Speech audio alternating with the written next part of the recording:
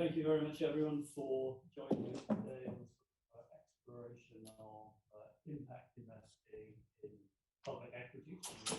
Good segue into it earlier on. Elizabeth is always a very articulate and passionate speaker. And I thought I highlighted some of the opportunities, but also some of the challenges. And I hope today that we're not going to talk through rose-tinted spectacles. I'll give that as a hint to my panelists because of the importance of the project.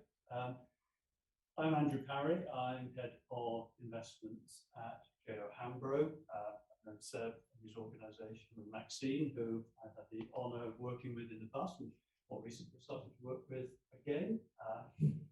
I chose both of them to be on the panel with me because they've been in this area for a long time now. They're at the beginning being involved with the social impact initiative of the UK government. Maxine and I have worked very closely on impact measurement and reporting, Seb and George, where they've been very early into this and one of the sort of stalwarts of the area. So it's not people who just come to it recently for marketing convenience. I think they've been on the journey that we talked about earlier through some of the challenges. I'd like to make this as interactive as possible. It's meant to be a shared learning.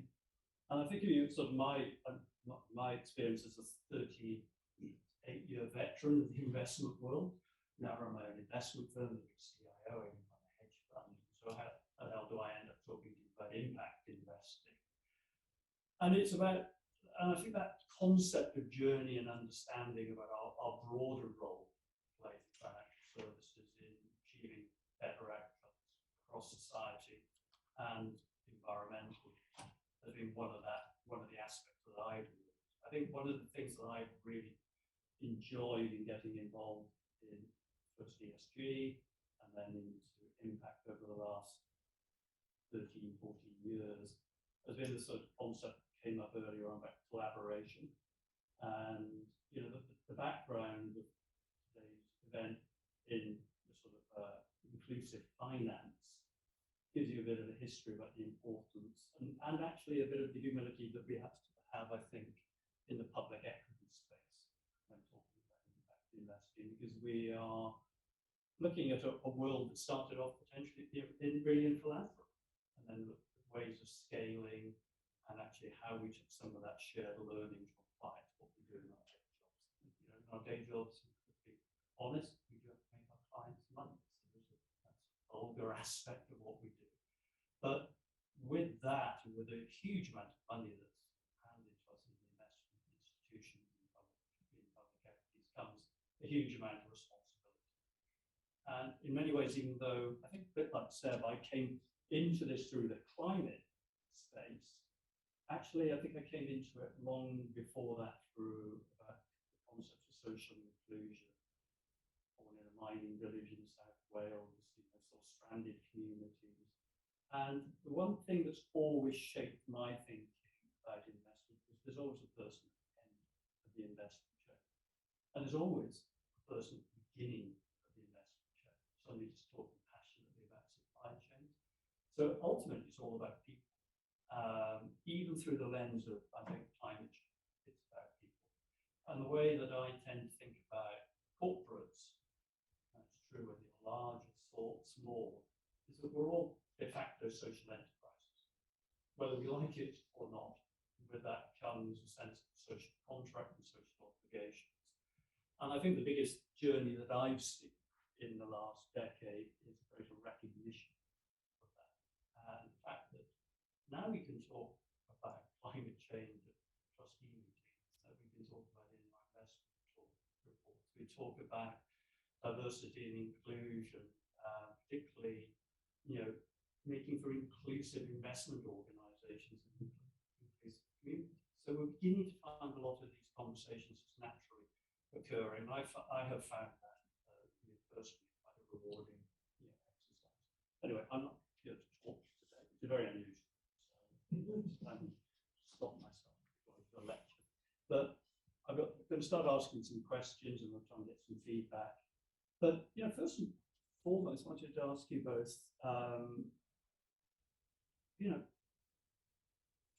public impact investing? Is it actual fact, or is it a fiction? You know, what's reality? How do you two think about the challenges?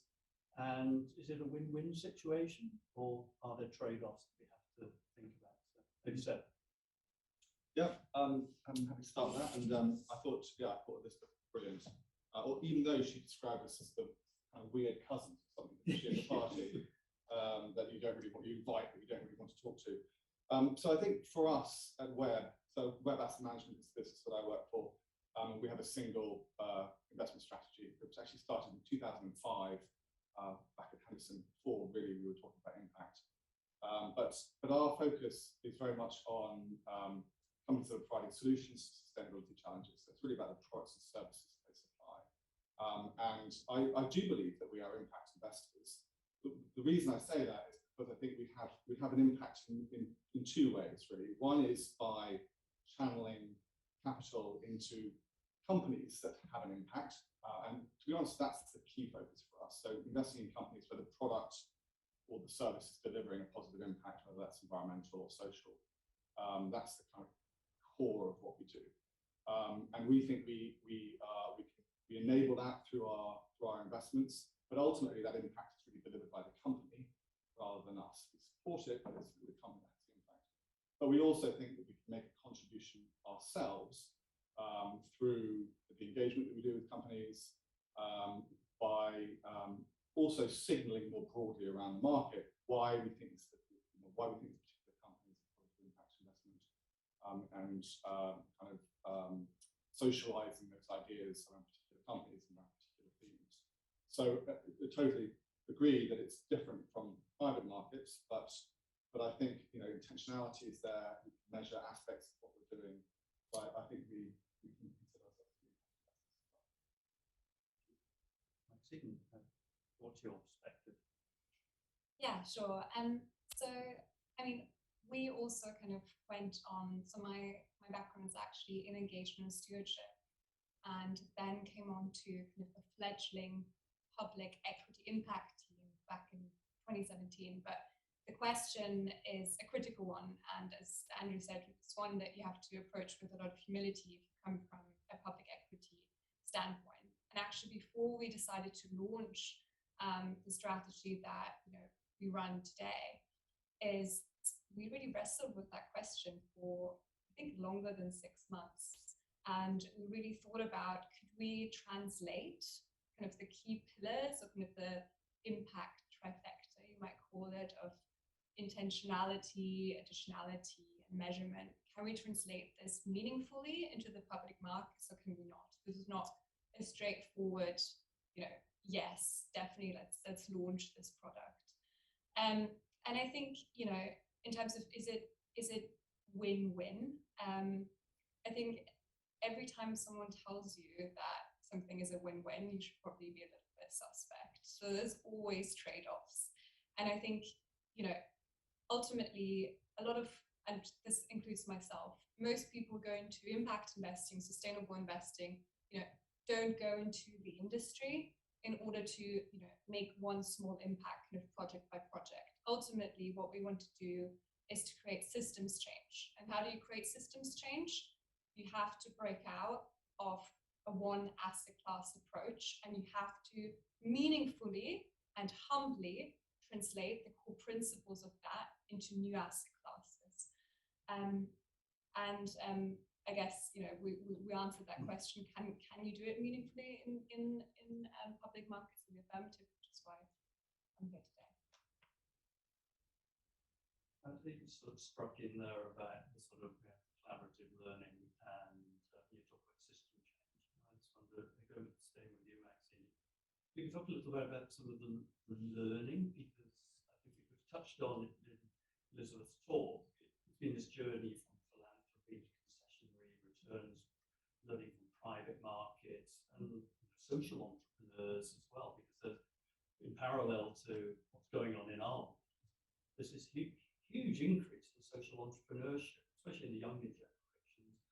So how have you found that sort of learning from other disciplines? You sort of touched on it. It's not just a one-dimensional. You could talk a little bit more about that.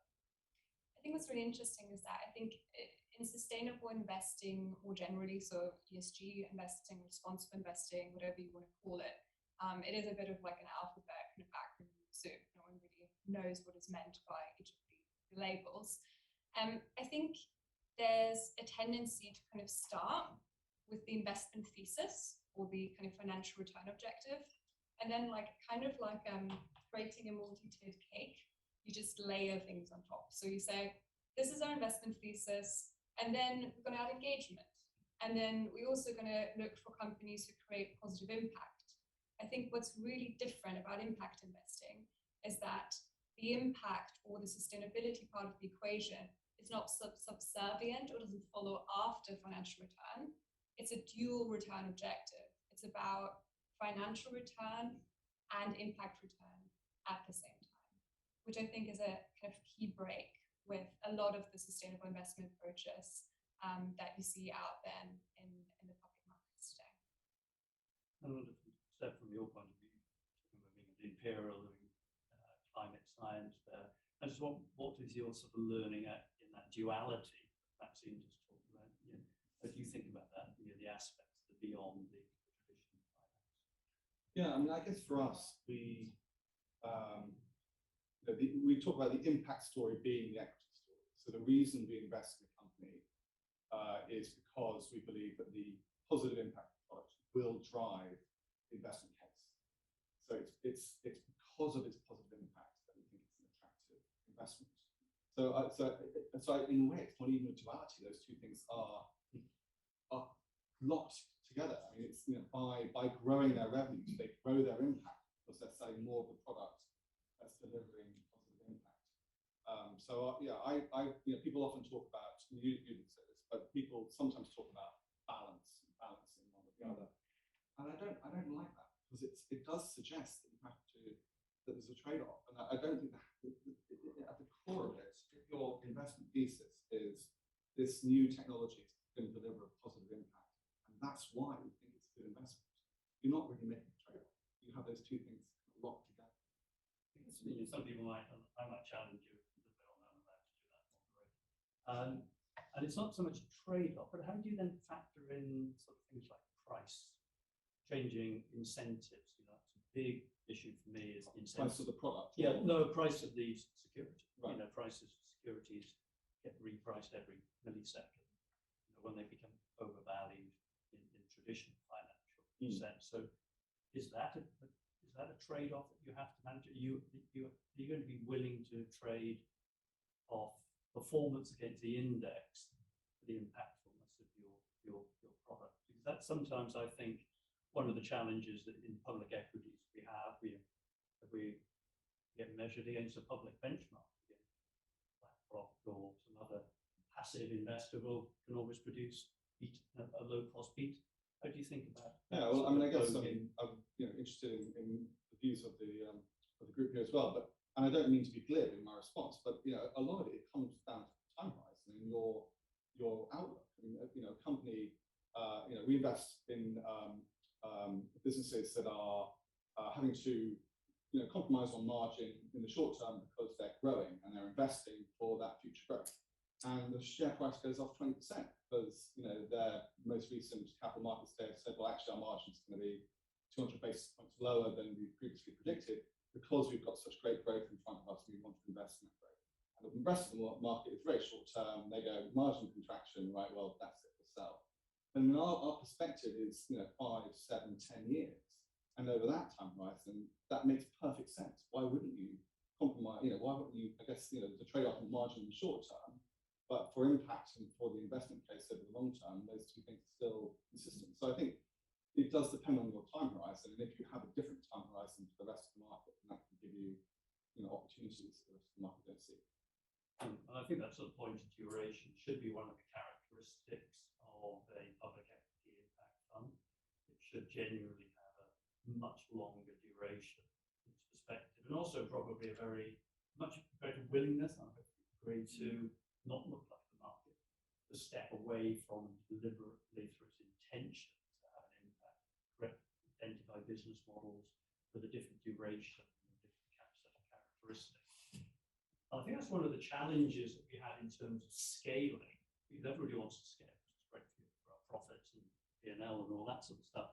But the problem then is you can't create new impact opportunities in public market equity.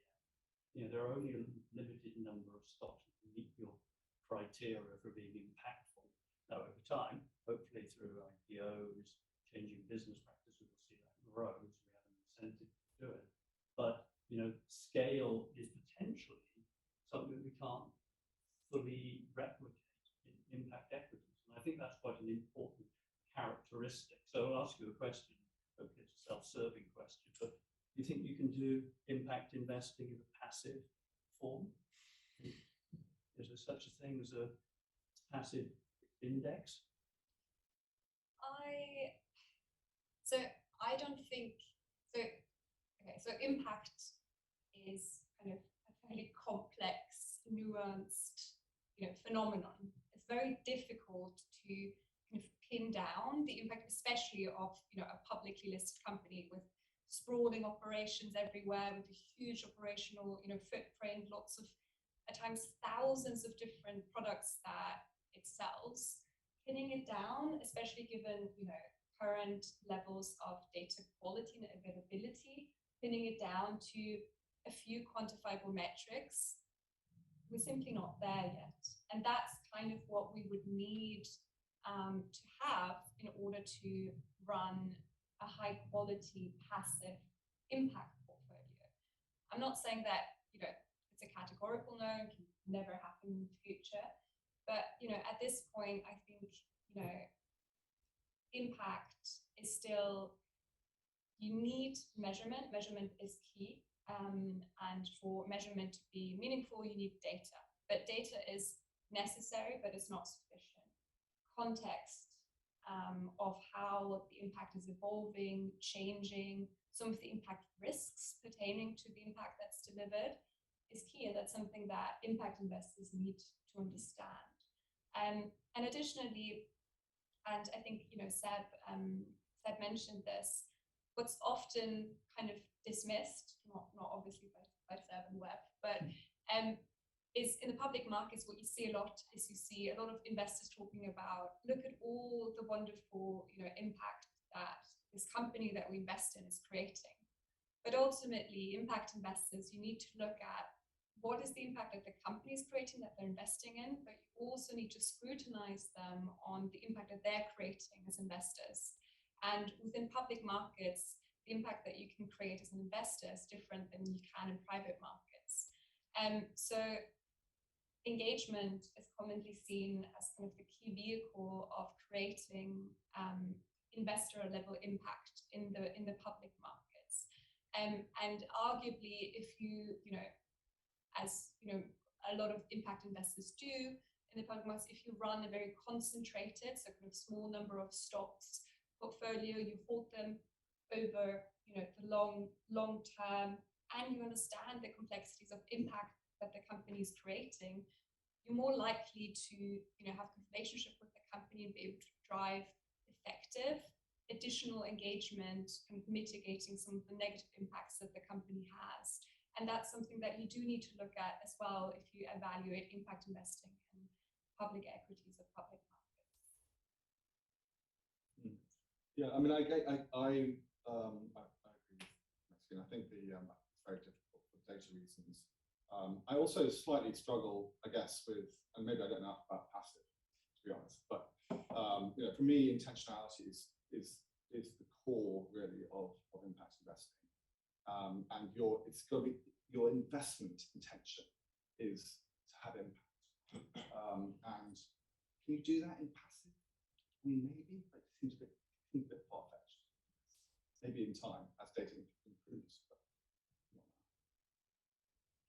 Sort of pick up on a couple of things that came out of what Maxine said. There's one measurement which I think both of you have got good experience, but I just want to carry on the sort of engagement side. This engagement was mentioned in the talk earlier, and I thought that there's something that sort of I felt a bit uncomfortable with when as an impact investor, because it was saying that it's not about exclusions. If you exclude something, then you lose the opportunity to engage and change. But of course, if for most impact investors, you're not going to own those things that really have the sort of hair on them, the most challenged industries. So I just wanted to, you both mentioned the importance of engagement, and I think I understand it's both really from a sort of encouraging the good to get better and a feedback loop. But how do you think about, because James Gifford, who was one of the sort of doyens of there when ESG was created at UNFF, I always said that the only true form of impact in public markets is engagement. So how do you think about that role of engagement in the dirtier part? Would you buy Exxon because of the action of Engine 1, for example? Would that fit with your definition? Not for us, no, because Exxon isn't providing a solution to sustainability challenge, quite the opposite. But I think it is credible to claim engagement strategies have impact. But again, it comes, for me, it's back to that investment thesis. In Engine number 1's thesis was, we want to change this business because then it'll be a good investment.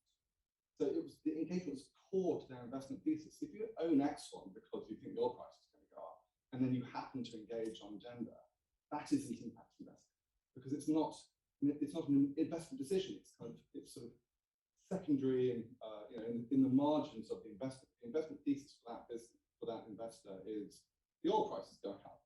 There's nothing impactful about that. And just because they happen to engage on another issue that isn't connected to the investment thesis doesn't make it an impact investment in my book.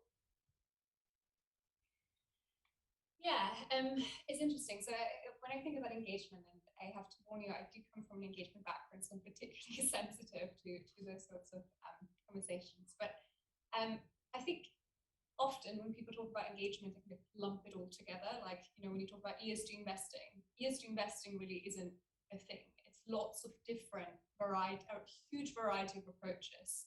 And again, engagement, can be done very ineffectively. Huge amount of it can be used as a fig leaf for a lot of institutions to hold on to stocks by saying, oh, but we have we write this one letter annually to this company, so we keep it. So I mean, I guess my first answer would be, I think engagement can be transformational, but you have to think about, I guess it has to have a couple of characteristics. So firstly, it really needs to be outcomes focused, very important.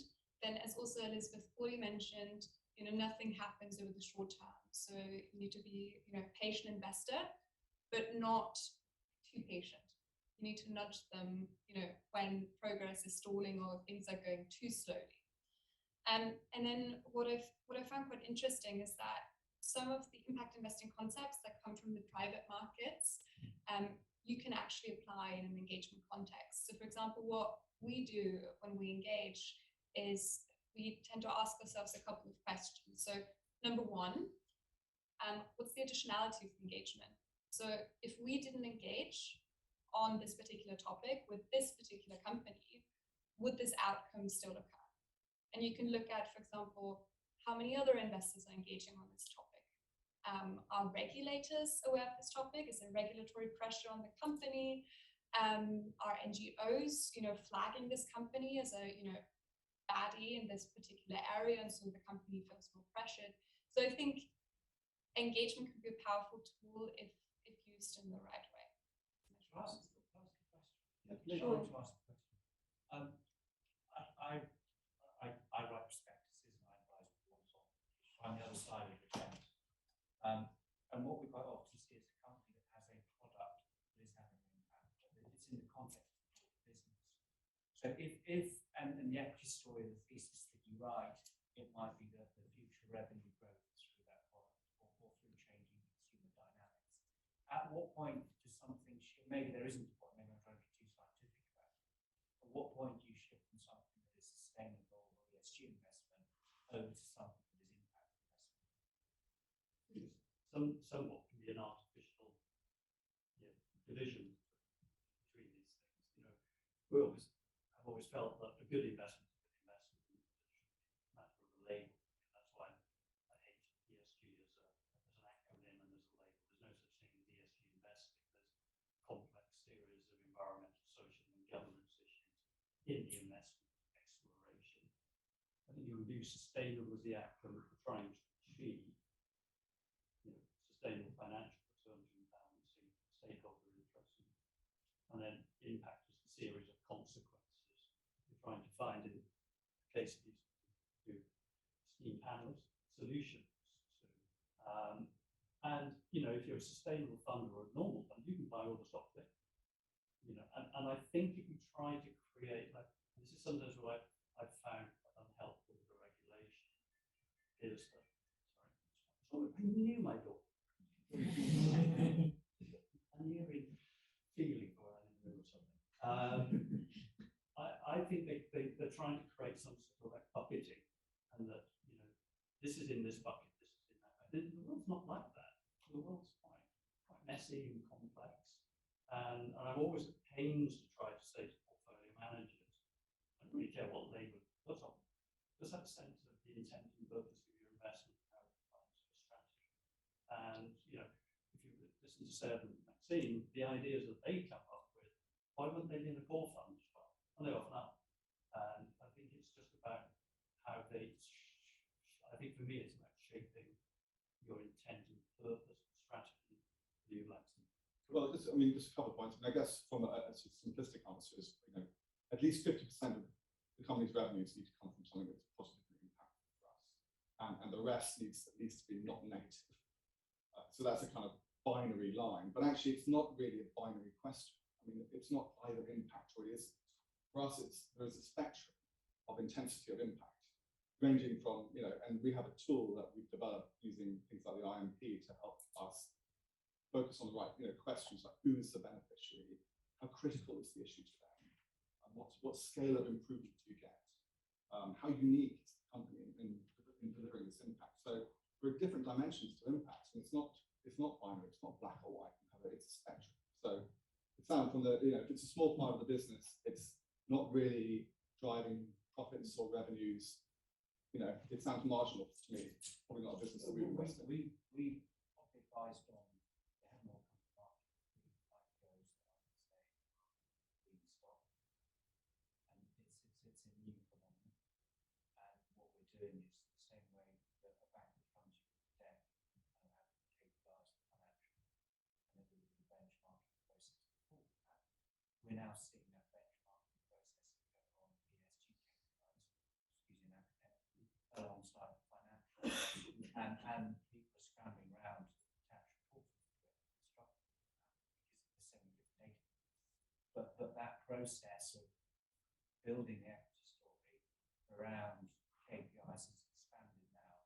The materiality applies, of course, for those companies where it's material, is expanded to include non-financial. Well, probably my daughter was phoning me up. She's head of IR required, and she's asking me those questions all the time. How do they talk about ESG? And I said, don't talk about ESG. Talk about first the sense of purpose of what's your company there to do, what problems is it solving, and then how is that integrated into sustainability of the business model. And that's what my advice to companies on reporting, talk about your business model. And it's got to be seen through that lens, that that's what you're doing. As well as then your CSR. Your CSR is about setting your cultural imperatives in your organization as well.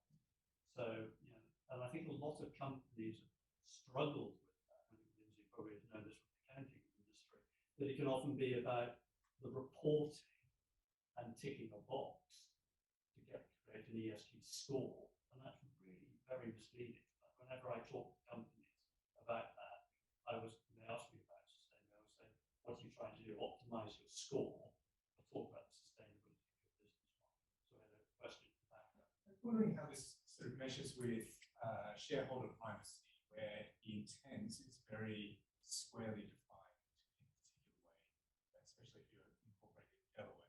Now, if you're outside of that, then I think there's a little more latitude. But how do you expand the opportunities for companies to develop their proposition so that the value is not narrowly defined in a single way, so that it is defined in these broader environmental capital, social capital, financial capital, to have these different concepts alongside one another. Is that possible to do? Because otherwise the intent, it seems, from a company's perspective, is restricted irrespective of what you invest in. Yeah, okay. Maxine, do you want to try? Oh, do you? I'm very happy to start, and then Sure. I'm sort of. I think it's a bit misleading, the primacy of the shareholder. I often feel in parts of America, it's primacy of the CEO and stuff. Normally sort of quite middle-aged bloke like me. I don't think it needs a new corporate structure. I don't think it needs new rules. Because I'm not saying I'm not a fan of B Corp, I really am, because that is a great way of establishing purpose. The reason I say I don't think it needs that change is that environmental and social inputs are just natural parts of the business activities of companies. And companies that do not think ultimately about their social and human capital, that don't think about their environmental capital, don't actually end up with long-term resilient outcomes. There's a danger they build inherent fragility and risk into their business model, with how I. Can we just come back on that briefly, which is that within ESG, you often have a sense that the material risks and opportunities of these factors are secondary to the bottom line. Whereas I think what impact investing is trying to do is not make them subsidiary or secondary, but to afford them equal rights. And it's how do you enable that shift to happen? But I mean, I think I'm very much with Andrew here. I mean, I think honestly, the company's a red flag for us is a company that's spent too much time thinking about their shareholders. And there are some CEOs who seem to be constantly on the road talking to their shareholders, and you think, you've got a business to run. Why are you talking to your shareholders the whole time? So I think, I mean, I take your point and your challenge around how do you actually put these things on the same level. But ultimately, I think a business, quite often we engage with businesses on issues that they feel are, risks that are too far out for them. And I kind of feel that partly our role as an investor to say, no, we think you should start to deal with this now, because that risk is going to be something that's going to hurt your business. And if you keep putting it aside to say it's too far away, then ultimately that's going to harm your business. So I don't know whether it's just where you start from, but I think, again, not wanting to sound glib, I think often the time horizon, if you have a long time horizon, what matters in 6 months, it's not going to be an ESG issue probably over 6 months. It's going to be your margins and your financial performance. Over 6 years, it's almost certainly going to be ESG issues that impact your returns. It won't be the short-term financial metrics. So I think it's partly our role is to try and bring those things forward to management and help them understand that context. And I mean, I think Seb formulated it really nicely, but if I was kind of to maybe summarize it, is Seb talked about, and we very much share that view, is that for us, in order to invest in a business, the investment case needs to be the impact case. These are not kind of different poles where we constantly have to navigate, trade-off between the impact and the financial return. And ultimately, the kinds of companies that we look for are, doing the exact same. Is they want where the business case or kind of the business model is also driving is the same as the impact case as well. So that might be a way to summarize it. I'm not sure if that answers your question. I think it's a really interesting question. I think the biggest challenge is you talk about equal balance, and that's almost impossible because there's a dynamic tension, particularly over the short term. There can be conflicts, but ultimately they should come together over the long term. But one thing I think the learning that I've had from being involved in this, I mentioned it earlier, is social entrepreneurship and completely different models. I'll go back to my daughter again, and my son, the middle one. A lot of their friends work in parts of the market and the economy where maximization of return, Friedman doctrine would be anathema. They've set up social enterprises where the expectation of the rate of return is completely different. These are a different construct, and that's great. That's what always inspires me about impact investing. It's not just these fine folk, but people who come out with a completely different paradigm who actually help shift our thinking about it. And I think what we're seeing in the investment industry is a social obligation placed on us to challenge some of those established practices. And if I have any optimism about where we are in the current cycle, if you go back to when I started, we were seeing a social change as well as an economic change, the rise of neoliberalism, as we call the freedom doctrine, and it's become a dogma. And like every sort of dogma, it runs out of time. It runs out of efficacy. Because remember, what Friedman was advocating was really born out of the 70s and out of an economic necessity. And actually, probably a lot of benefit was had in terms of economic growth. It could very well be that we're one of those turning points at the moment where we calibrate to Maxine's comment, the system change. Because if you want to have equal balance or better balance between social outcomes, environmental consequences, if you want to value natural capital correctly, then you need society to change. And that's what people forget about freedomism. It wasn't just an economic model imposed on people. It included a social change, not always. And that's what I have hope about younger generations having a completely different mindset and maybe changing the paradigms that we need. I wrote about that in a chapter of a book. So you can read more about it later this year. Obviously, I edited that chapter of the book. So I think we've been told we're getting towards the end of the session, but let's just ask if there are any more questions. Who's that? Please. So mine's probably more from a practical fund management point of view. How do you deal with the challenge? So say you have investment that is generating positive impacts, living up to the thesis that you have on the investment case, but for whatever reason the valuation has just shot up. How does that, the impact versus valuation, how does that affect your buy sell decisions to make that decision? I think that's what Seth was touching on. Yeah, I mean, I think honestly, if the valuation shoots through the roof, there's no obviously good reason for it, and you can't justify that it's on the basis of some mass new opportunity that's in front of them, and actually, if you take it forward 5 years, then it's a justifiable valuation. If the valuation shoots up, then we will sell.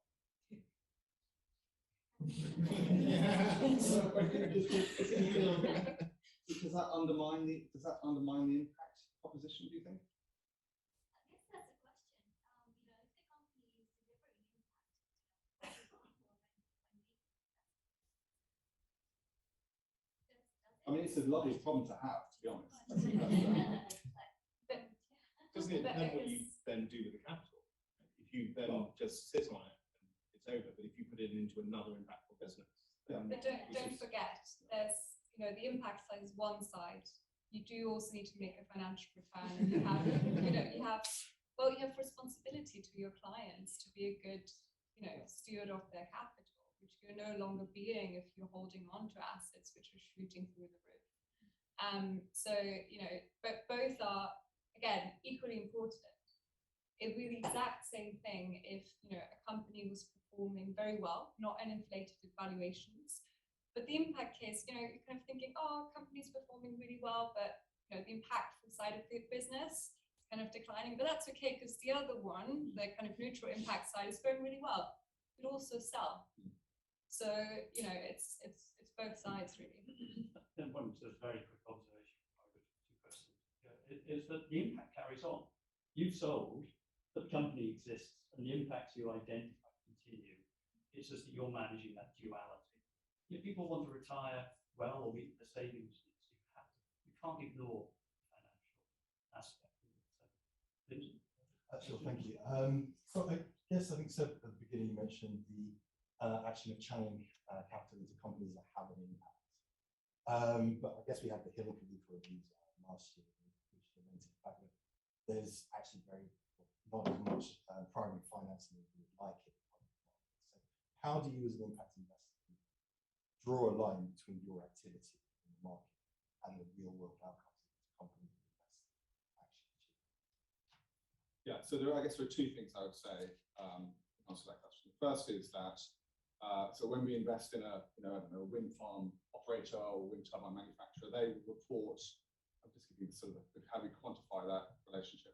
They will report how much carbon is avoided through the use of their power generation. So they'll report a number, whatever it is, 1,000 tons of CO2. If we own 1% of that company, then we would attribute 1% of that ultimate impact to our strategy. It's not impact that's delivered by the strategy, it's delivered by the companies, but we are owners of those companies. So in the same way that you can argue that someone who owns an arms manufacturer has some responsibility for that ownership. In the same way, if the company has a positive impact, we have some connection with that positive impact. But the other way, and I'll just use an analogy that we put in a white paper. We've written a white paper on impact investing perspective. And it's if you go to a football match and you're cheering on your team and they score a goal, it would be kind of a bit outlandish to say, well, it's because I was shouting that they scored a goal. I was the inspiration for Mo Salah to score his goal. But it's also true to say that as a community, as a group of people supporting your team, you do create an atmosphere that enables the home team to win more often when they're playing it out. So you do have an impact. Now, can I say it's because of me? Well, no, but because it's a system. And that's the important thing. You're part of a system that's driving change. And we're very reluctant to claim, to attribute those positive impacts to us. But we are having a positive impact as part of that system. So that's, I think, how we do that. One thing I would add is that I think increasingly a lot is turned back inwards. Ourselves as corporate entities, as investment companies, we have to look at what we're doing. And I think that's probably the more interesting area that we can all begin to think about how we work with apprenticeships, how we work in our local communities, what we do on inclusion, equity, and diversity, what we do about the sourcing of green energy, how we maybe work with philanthropy. For example, a company in Australia has just launched an impact share class, a philanthropy share class for one of their funds. You can actually find new ways of having intentional impact for your organisation. I think that's something we also need to think about in parallel to what we invest into doing. So, a quick last question, because I've been told off twice. So I did warn you, but you'll see. Committed to the spot. So we're just a long one, but I was going to ask how you persuade your asset owner clients that you're reaching their net zero goals. How do we persuade our asset owner clients? Yeah, yours is your large goals, right? Stating we will reduce our emissions and stuff. But how are you kind of gauging on that question? Essentially saying we can got ambitions. Yeah. Okay. Well, I'll quick stab and then we'll see. I mean, I guess for us there are two dimensions to it. One is there are three dimensions. There's our own emissions as a business, which is tiny. We've got 18 people, so it's tiny. But we're committed to getting to net zero carbon ourselves by 2025. And then there are two other dimensions. One is the emissions associated with the business that we invest in, so they're scope 1 and 2 emissions. And we are members of the Net Zero Asset Management Initiative, which is committed to get to our portfolio should be zero by 2050. We need to have all of our companies signed up to net zero carbon targets by 2030. We're about 43% today. We were at 3% 2 years ago. So we've gone from 3 to 43% in 2 years. But that's just a commitment. But so we need to see scope 1 and 2 emissions of the portfolio get to zero by 2050 at the latest. But also, of course, we are investing in businesses who are selling products and services in the main that are helping to reduce carbon elsewhere in the economy. So there is a carbon avoided metric as well that we report, and that's the carbon avoided through the use of the products and services sold by the companies. So when you make a wind turbine, you use energy in making the wind turbine, and that is carbon emissions that you have to account for. But of course, the wind turbine itself is helping to reduce emissions elsewhere. So that's another dimension that we include. But we don't net them off. We can't net them. I don't think I have anything much to add apart from, obviously engagement also feeds into that as well, because you want to make sure that kind of potentially some companies that are currently not on track to be net zero do get there in terms of you have to have engagement process in place and have seen enough progress to make you feel confident that this is indeed the case?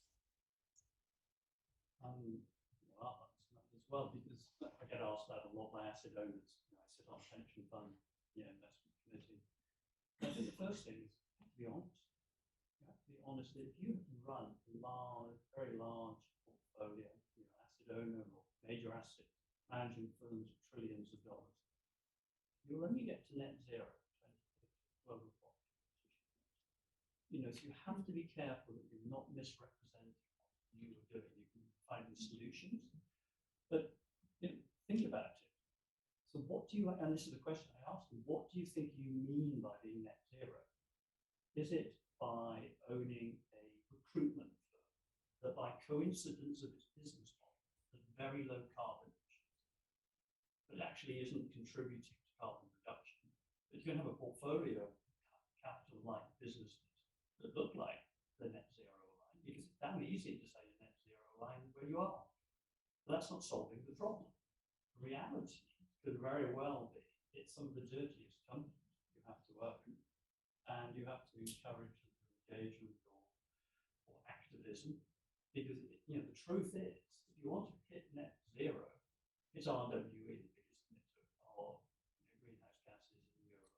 It's going to be the steel industry, it's going to be the cement industry, it's going to be all these complex issues.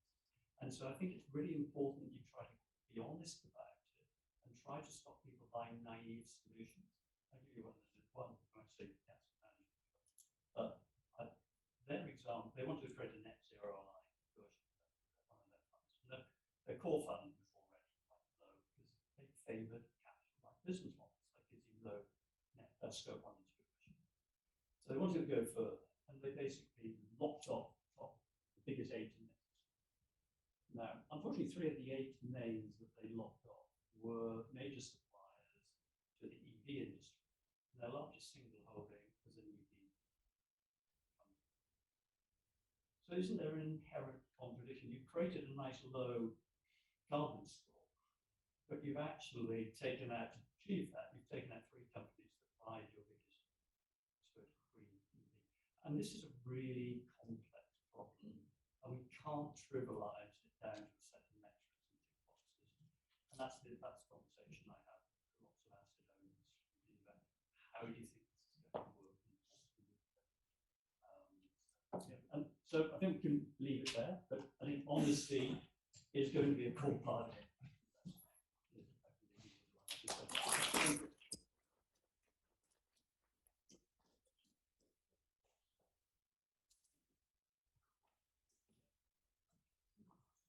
Okay, more downstairs now.